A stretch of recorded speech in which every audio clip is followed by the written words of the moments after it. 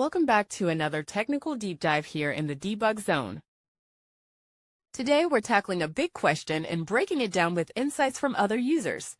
Hopefully this clears up some misconceptions and helps you get the answer you need. So buckle up, stay a little curious, and let's jump right in.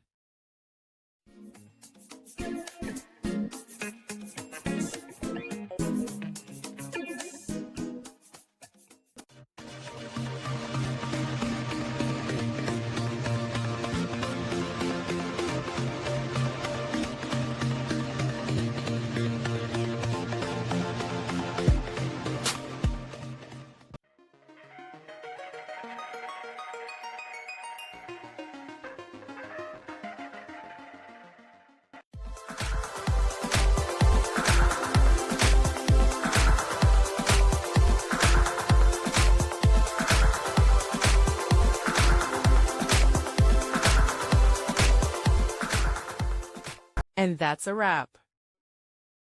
I hope you found the answer you were looking for.